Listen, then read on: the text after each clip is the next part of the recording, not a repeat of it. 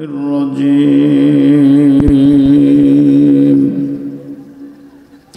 بسم الله الرحمن الرحيم الحمد لله الذي أبدع الفلك والأرضنا والصلاة على من كان نبيا وآدم بين المي والطين وعلى آله وأصحابه أجمعين وبعد إن الله وملائكته يصلون على النبي يا أيها الذين آمنوا صلوا عليه وسلموا تسليما اللهم صل এই মাইকের সাউন্ড ওখানে না মুহাম্মদ ওয়ালা আলে মাওলানা মুহাম্মদ আল্লাহুম্মা সাল্লি মাওলানা মুহাম্মদ ওয়ালা আলে মাওলানা মোহাম্মদ আকে আমার নফলগনা রাজও আকে আমার নফলগনা রাজও আম্বে আও আউলে আও মোহতাজে ও সুদো জোদাস রহমতুল্লাহ নলমে সদোদাস রহমতুল্লাহ নলমে মসজিদ আওয়া শুধ হামারো এ জমিন আল্লাহুম্মা সাল্লি সাইয়্যিদিনা মাওলানা মুহাম্মদ ওয়ালা আলে মাওলানা মুহাম্মদ। আপনাদের কণ্ঠে কোনো ব্যথা আছে নাকি? কোনো ডাক্তার কবিরাজ জোরে কথা বলতে নিষেধ করছে? তাহলে একটু মহাব্বতে আবারও বলুন আল্লাহুম্মা সাল্লি। মাইকের সাউন্ড আমি ক্লিয়ার পাই। এতগুলা তাবিজ কবজের দরকার কি আছে? সাউন্ডটা ভিতরে দেন, গপ গপ করে কেন? লালে সাইয়্যিদিনা মুহাম্মদ লা ইলাহা ইল্লাল্লাহ। সকলে একটু জোরে আলা ইলাহা ইল্লাল্লাহ ইলাহা ইল্লাল্লাহ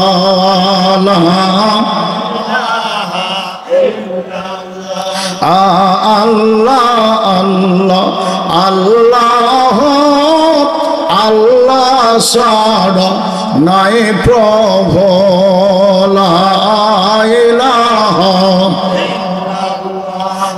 আলা ইলাহা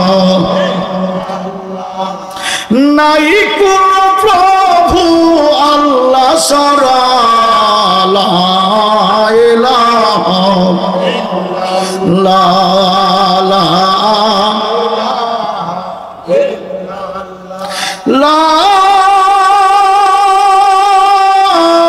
ইলাহা ইল্লাল্লাহ মুহাম্মাদুর রাসূলুল্লাহ সাল্লাল্লাহু আলাইহি ওয়াসাল্লাম।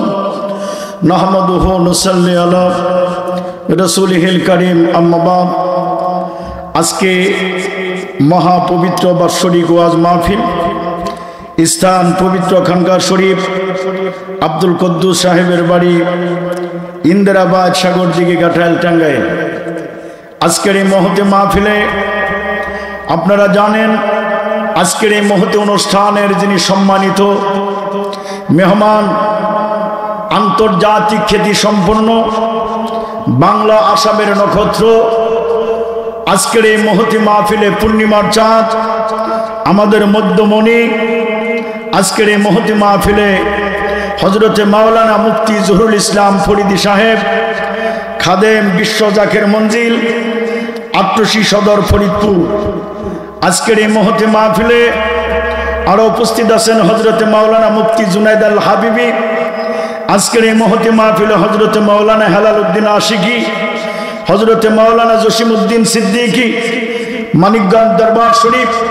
আজকের এই মহতি মাহফিলে পূর্ণিমার চাঁদ আর হজরত উলামা ইকরাম, দূর দূরান্ত থেকে আগত কাদরিয়া, সিস্তিয়া, নকশবন্দিয়া, মুজাদ্দিদিয়া তরিকার আশেকান জাকেরান, ধর্মপ্রাণ মুসলমান ভাই বোনেরা, পর্দানিশী মা ও বোনেরা, সকলকে জানাই অন্তরের অন্তঃস্থল থেকে সালাম। আসসালামু আলাইকুম ওয়া রাহমাতুল্লাহ।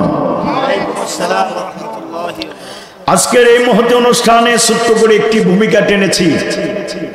আমার পরে আমাদের খ্যাতি সম্পন্ন নক্ষত্র মুফতি জহুরুল ইসলাম সাহেব আমাদের মাঝে উপস্থিত হবেন।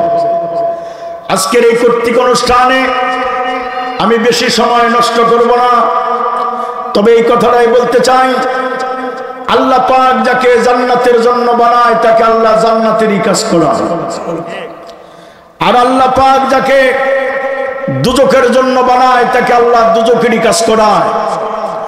আল্লাহ বলেন, যাকে আমি ইহদিনাস সিরাতুল মুস্তাকিমের পথে বানাই, অবশ্যই অবশ্যই আমি আল্লাহ পাক তাকে জান্নাতেরই কাজ করাই। সুবহানাল্লাহ কবুল। আর আবার আল্লাহ বলেন, যাকে আমি খাতামাল্লাহু আলা কুলুবিহিম, যার অন্তরকে আমি মোহর মারি, কুরসিন কালেও আমার রাস্তা সে খুঁজে পাবে না। আলা সামমিহিম আলা আবসারিহিম, আল্লাহ বলেন আমি চোখ এবং কানকে বন্ধ করে দেই, তারা দেখাও দেখে না, শুনাও শুনে না। পৃথিবীতে এমন মানুষ আছে কি নাই? আজকে এই কর্তৃক অনুষ্ঠানে যদি গানের আসর হতো, মাইক এত প্রচার করতে হতো না, কথা ঠিক কিনা? কিন্তু আল্লাহ রাসূলের ক্যাম্পাস, আল্লাহর হাবিবের ক্যাম্পাস, আল্লাহর ক্যাম্পাসে এ জামানায় মানুষ খুবই কমই পাওয়া যাবে। তাই আমি বলেছি দুইটি কথা। আল্লাহ পাক যাকে জান্নাতের জন্য বানায় তাকে অবশ্যই অবশ্যই আল্লাহ পাক তাকে জান্নাতেরই কাজ করায়, আর আল্লাহ যাকে দুজকের জন্য বানায় তাকে আল্লাহ, বাবার আমার, হাজারবার আমরা যদি চেষ্টা করি এক পয়সার লাভ হবে না, কথা ঠিক কিনা? লাভ হবে? এক পয়সার লাভ হবে না। আমি দুইটি কথা নিয়েছি, জান্নাত এবং দুজক। আরেকটি কথা মনে রাখবেন, এই দুইটি কথা নিয়ে আমি দুইটি কথার উদাহরণ দিয়ে আলোচনা শেষ করে দিব। আবু জেহেলকে আমার দয়াল নবীজি হাজারবার শতবার বুঝিয়েছে, কিন্তু বুঝ মানে না, মানছে। কিন্তু আবু জেহেলের ছেলে ইকরামা তাকে বেশি বুঝাইতে হয় না। আল্লাহ একজনকে জান্নাতের টিকিট দিল, আরেকজনকে আল্লাহ দুজকের টিকিট দিবে। বাপ এবং বেটা দুইটি কথা নিয়েছি, জান্নাত এবং দুজক। আমি বাপ এবং বেটা নিয়ে আপনাদের মাঝে আলোচনা করতে চাই। আল্লাহ একজনকে কেমন করে জান্নাতের টিকিট দেয়, আরেকজনকে আল্লাহ কেমন করে দুজকের টিকিট দেয়। আবু জেহেলকে আমার দয়াল নবীজি শতবার হাজারবার বুঝিয়েছে, কিন্তু বুঝ মানে না, মানছে। আবু জেহেল বরং বলেছে মুহাম্মাদের ন্যায় নীতি, মুহাম্মাদের আদর্শ অনুকরণ যে করবে তার ঘর বাড়ি দোলাই দূষিত করে দিব। জোরে কর নাউজুবিল্লাহ। একদল লোক দাঁড়ায় বললেন, আবু জেহেল আগে তোমার ঘরের মানুষকে বোঝাও। ইদানিং শুনি তোমার ছেলে ইকরামা ওই মুহাম্মাদের কালেমা গ্রহণ করেছে। ইদানিং শুনি তোমার ছেলে ইকরামা ওই মুহাম্মাদের দলের ভিতরে ভর্তি হয়েছে। আগে তোমার ছেলেকে বোঝাও। সুবহানাল্লাহ কইতেন না? একদল লোক আবু জেহেল ডেকে বললেন, তোমরা আমার ছেলেকে যাইয়া জিজ্ঞেস করো ওই মুহাম্মাদের কালেমা গ্রহণ করছে কিনা। একদল লোক যাইয়া জিজ্ঞেস করলেন, ইকরামা তুমি কি মুহাম্মাদের কালেমা গ্রহণ করেছ? ইকরামা কথা বলো না। দ্বিতীয়বার ডাক মারছে, ইকরামা তুমি কি মুহাম্মাদের কালেমা গ্রহণ করেছ? ইকরামা তবু কথা বলো না। তৃতীয়বার ডাক মারছে, ইকরামা তুমি কি ওই মুহাম্মাদের, এই সাউন্ডটা কি ভালো হবে? এটা একটি মাইক হবে। সকলে বলুন আল্লাহুম্মা সাল্লি মাওলানা। আমার মাইকে আমার কণ্ঠার সাফে মুহাম্মাদ ওয়ালা আলে মাওলানা মুহাম্মদ। প্রাণের বন্ধুরা আমার,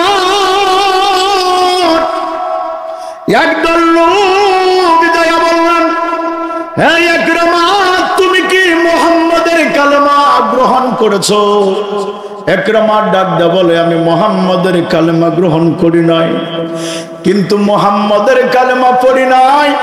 আজকে থেকে আমার বাবার কাছে দেয়া বলবে, আমি আর মদ খাবো না, গাঁজা খাবো না, নেশা করবো না, মূর্তি পূজা করবো না। ওই মুহাম্মাদের মধুর কালেমা পড়ি নাই, কিন্তু মুহাম্মাদের মধুর কালেমা হৃদয়ের ভিতরে কেন জানি বারবার বারংবার জেগে উঠে। আজকে থেকে আমার বাবার কাছে যায় বলবে, আমি আর গান বাজনা করব না, ওই মুহাম্মাদের মধুর কালেমা হৃদয় থেকে বলতে পারবো না। এবার বাবার কাছে যাইয়া আবু জেহেলের দলপতিরা যাইয়া জিজ্ঞেস করলেন। আবু জেহেলকে বললেন, তোমার ছেলে কালেমা পড়ে নাই, কিন্তু বাকি নাই, আজকে থেকে আমাদের দলে সে মদ খাবে না, নেশা করবে না, মূর্তি পূজা করবে না, ঢোল ডগর তবলা বাজাবে না।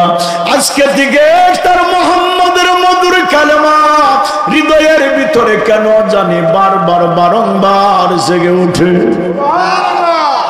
নিজের ছেলেকে আবু জেহেল ডাকলেন, বারবার বারংবার বোঝাইলেন, এত মার মারলেন। ইকরামা ডাকদা বলে, আমার বাবা তুমি দেশের মধ্যে বড় নেতা, যদি তুমি আমাকে এইভাবে মারো, এই দেশের মানুষগুলো তোমার নামের বদনাম দিবে, তোমার নামের কলঙ্ক দিবে। তুমি জানো মুহাম্মদ মধুর কালেমা লইয়া দেশে দেশে প্রচার করে, তুমি যদি আমাকে মেরে ফেলো, এই দেশের মানুষগুলো তোমার নামের বদনাম দিবে। কিন্তু বাবা শুনে না, ওই মুহাম্মদের কালেমা পড়ি নাই, কিন্তু হৃদয় থেকে বলতে পারি না। আজকে থেকে আমি কথা দিলাম, ওই মুহাম্মদের কালেমা ভুলতে পারবো না। যখন এই কথাগুলো বললেন, বাবা জমিনের মধ্যে ফালায়া ফালায়া মারে, এমন মার মারে। ইকরামা ডাকদা বলে, বাবা আর মারিও না, যদি তুমি আমাকে মেরে ফেলতে চাও, আমার হাত বান্দা পা বান্দা ওই নদীর মাঝখানে ছেড়ে দিবা, কুমির আমাকে খেয়ে ফেলবে, তোমার নামের বদনাম হবে না, তোমার নামের কলঙ্ক হবে না, তবু আমি মধুর কালেমা ভুলতে পারবো না। আবু জেহেল তাই করলো। দলপতিরা হাত বাঁধলেন, পা বাঁধলেন, সমুদ্রের মাঝখানে নিয়ে গেলেন, যেখানে কুমিরগুলো বস করে, ওই কুমিরের মধ্যে নিয়ে গেলেন। দলপতিরা ডাক দে বলে, ইকরামা তোমার এখনো সময় আছে। ইকরামা ডাক দে বলে, আমার বাবার দলপতিরা তোমরা কান পেতে শোনো, আমি মুহাম্মাদের কালেমা পড়ি নাই, কিন্তু হৃদয় থেকে বলতে পারি না। দলপতিরা পানির মধ্যে ছেড়ে দিল, হাত বান্দা পা বান্দা। ওই একরামা তলদেশের মধ্যে রওনা হলো। একটা কুমির তাকে খাওয়ার জন্য তলদেশের মধ্যে অগ্রসর হলো। আকরামা জানে নিশ্চিত আমার মৃত্যু, এই দেশের মধ্যে আর ফিরে আসবো না, তলদেশের থেকে আর উঠতে পারবো না। কুমির যখন তাকে খাওয়ার জন্য ওই হাতের মধ্যে বাবার আমার কামড় না দিয়া আকরামার পায়ের কামড় দিয়ে দড়ির রশিটা ছিঁড়ে যায়, হাতের কামড় না দিয়া ওই রশিটা ছিঁড়ে যায়। এমন তো অবস্থার মধ্যে একরামা পানির নিচ থেকে উপর দেশে ভেসে ওঠে। চতুর্পাশে কুমির গুলা গেড়াও দৌড়েছে।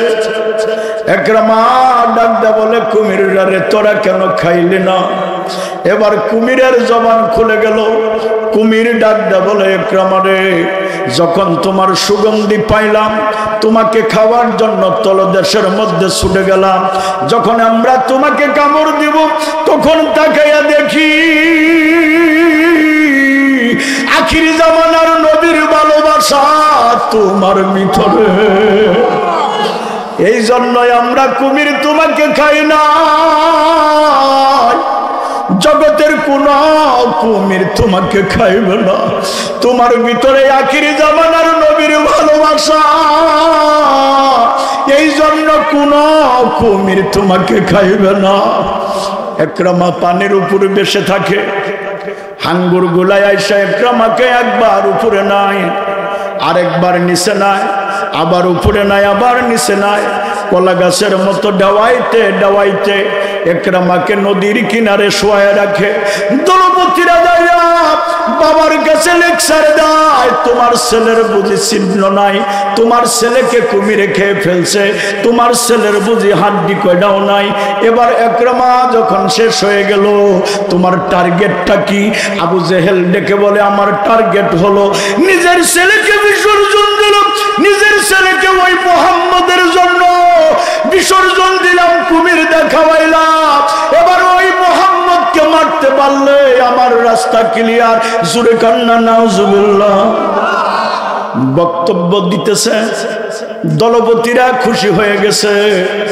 এমন তো মুহূর্তের মধ্যে একরামা যায় উপস্থিত হয়ে গেছে। জোরে কান্না একটু সুবহানাল্লাহ। আবু জেহেল ডেকে বলে, তোমরা মিথ্যা না, আমার ছেলে মিথ্যা। তোমরা বলেছো আমার ছেলে হাত বান্দা পা বান্দা নদীর মাঝখানে ছেড়ে দিছ, আমার ছেলেকে কুমিরে খেয়ে ফেলেছে। তোমরা বলেছো আমার ছেলেকে হাঙ্গুরে খেয়ে ফেলেছে।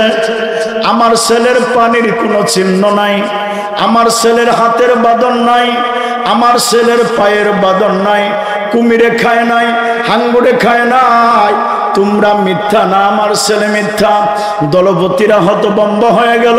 এমন খেলা তো জীবনেও কোনোদিন দেখি নাই রে, যার হাত বান্দা পা বান্দা নদীর মাঝখানে ছেড়ে দিলে কুমির তাকে খায় না, হাঙ্গুর তাকে খায় না।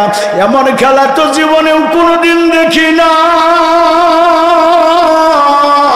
যার পানির মাঝখানে ছেড়ে দিলে কুমির তাকে খায় না। এটা কেমন? একরামা ডাকদা বলে, আমার বাবার দলপতিরা তোমরা শোনো, আমার ওই মুহাম্মাদের খাতিরে কুমির আমাকে খায় নাই। সুবহানাল্লাহ। ওই মুহাম্মাদের সঙ্গে সুগন্ধির জন্য আমাকে হাঙ্গুরে খায় নাই। দলপতিরা চোখের পানি ছেড়ে দিছে। আবু জেহেল ডাকদা বলে, মুহাম্মদ পানির মধ্যে জাদু লাগাইছে, মুহাম্মদ হাঙ্গুরে জাদু লাগাইছে, মুহাম্মদ কুমিরে জাদু লাগাইছে। এবার আকরামা ডাকদা বলে, বাবা মুহাম্মদ জাদু না। ছেলে বলে জাদু না, বাবাই বলে জাদুকর, ছেলে বলে জাদুকর না।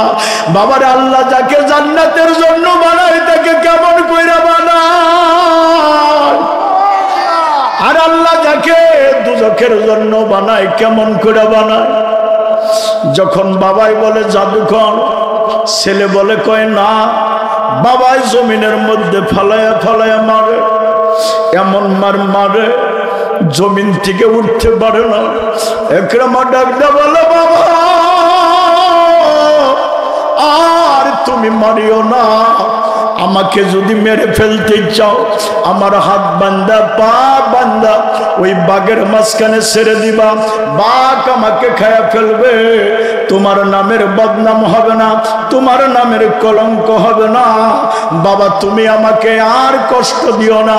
আবু জেহেল তাই করলো, নিজের ছেলেকে হাত বান্দা পা বান্দা ওই বাঘের মাঝখানে নিয়ে গেল। দলপতিরা যেখানে বড় বড় বাঘগুলো বাস করে ওই বাঘের মাঝখানে ছেড়ে দিয়া দলপতিরা যখন বাড়ির দিকে ফিরছে, হাত বান্দা পা বান্দা একরামা মনে মনে ভাবে আমি নিশ্চিত মৃত্যুবরণ করব, এই দেশে আর থাকতে পারবো না। বাঘ যখন তাকে খাওয়ার জন্য দ্রুত গতিতে চলছে, একরামা চক্ষু বন্ধ করছে, নীরবতা পালন কিছুক্ষণ, দেখা যায় একরামাকে কামড় দেয় না। একরামা মনে মনে ভাবে বাঘ কেন আমাকে খায় না, বাঘ চলে গেল না, আসে চক্ষু মেলায় একবার তাকায় দেখি। একরামা চক্ষু মেলায় তাকায় দেখে বাঘ তার সামনে যায় না, আমাদের কায়দায় বসে চোখের পানি জোড়া। বাঘ বিনায় বিনায় কান্দে। একরামা ডাকতে বলে বাঘরে তুই কেন খাস না? এবার বাঘের জবান খুলে গেল, একরামার যখন তোমার সুগন্ধি পাইলাম তোমাকে খাওয়ার জন্য দ্রুত গতিতে চলে আসলাম, যখন তোমাকে আমরা কামড় দিব তখন তাকায়া দেখি আখিরি জামানার নবীর ভালোবাসা তোমার ভিতরে, এই জন্যই আমরা বাঘ তোমাকে খাই না।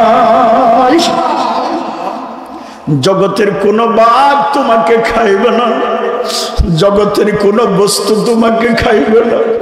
একবার মনে কষ্ট নিও না, তোমার হাতের বাঁধন কামড় দিয়ে ছিঁড়ে দিলাম, পায়ের বাঁধন কামড় দিয়ে ছিঁড়ে দিলাম, চোখের পানিগুলা একরামা জর জর করে ছেড়ে দিয়ে, চোখের পানিগুলা জর জর করে ছেড়ে দিয়ে আকাশের দিকে তাকায় কান্দে আর বাঘকে বলে বাঘরা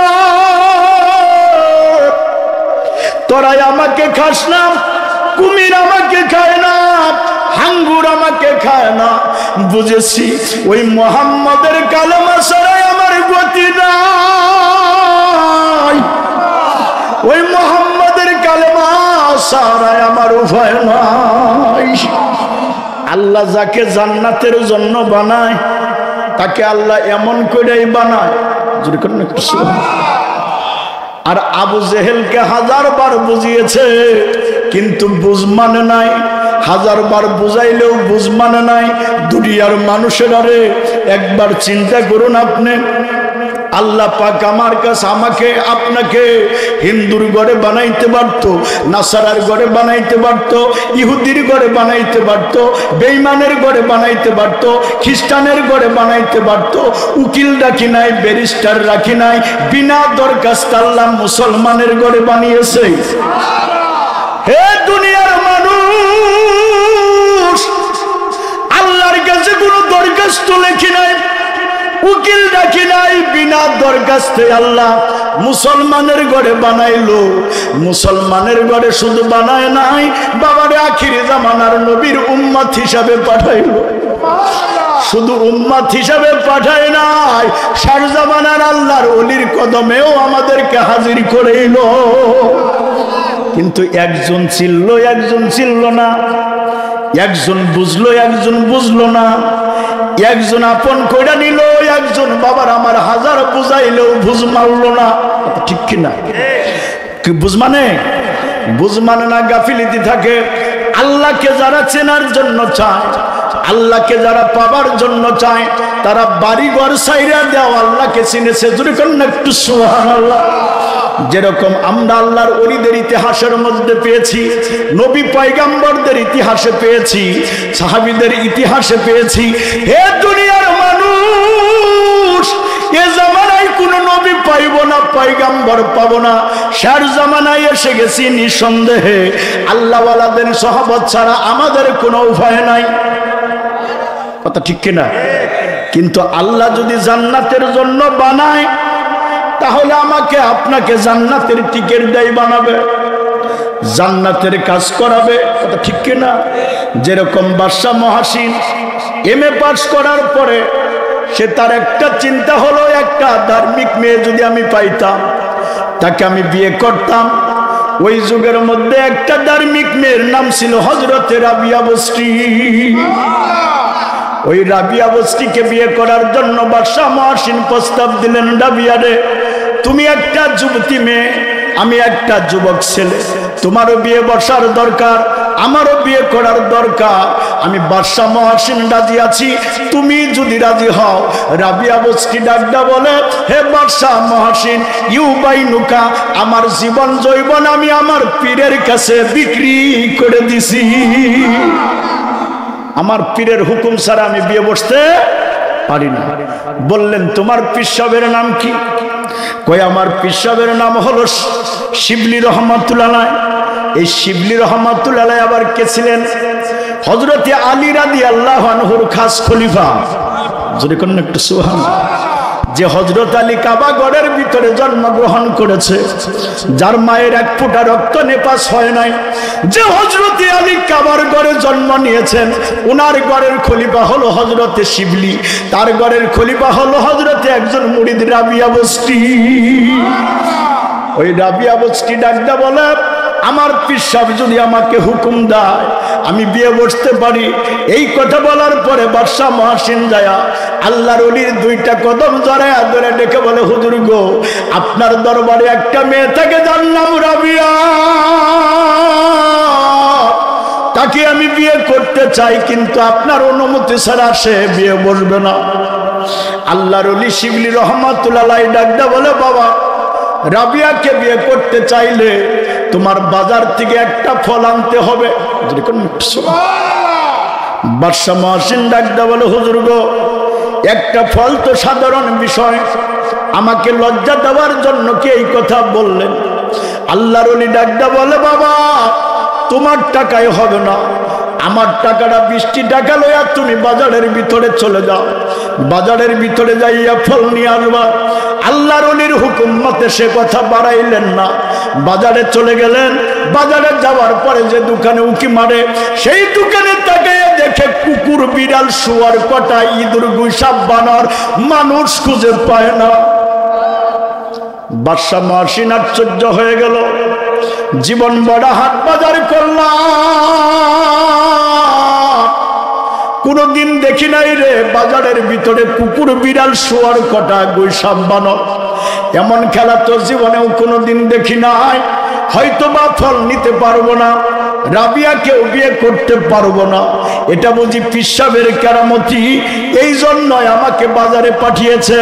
আল্লাহর ওলির হুকুম লইয়া বাজার ঘুরতে ঘুরতে ঘুরতে ঘুরতে তাকাইয়া দেখে বাজারের ভিতরে ছোট্ট একটা মানুষ পূর্ব দিকে মুখ করে বসে আছে, যাইয়া সালাম দিছে, আসসালামু আলাইকুম। কয়, ওয়ালাইকুম আসসালাম। বাবা, ফল আছে কিনা? কয়, ফল আছে। ফলটা হাতে লইয়া বাদশাহ মহাসিন চিন্তা করলো, আমার রাবিয়াকে বিয়ে করার দরকার নাই, আগে কারণ জানতে হবে। বাজারের ভিতরে কুকুর, বিড়াল, শুয়ার কথা দেখলাম কেন? ফলটা হাতে লইয়া আল্লাহর ওলি শিবলি রহমাতুল্লাহর দরবারে গেছে। আল্লাহর ওলি শিবলি রহমাতুল্লাহ পূর্ব দিকে মুখ করে বসে আছে।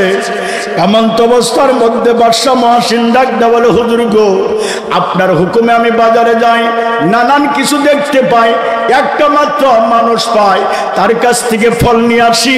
আমার রাবিয়াকে বিয়ে করার দরকার নাই, আগে কারণ জানতে চাই।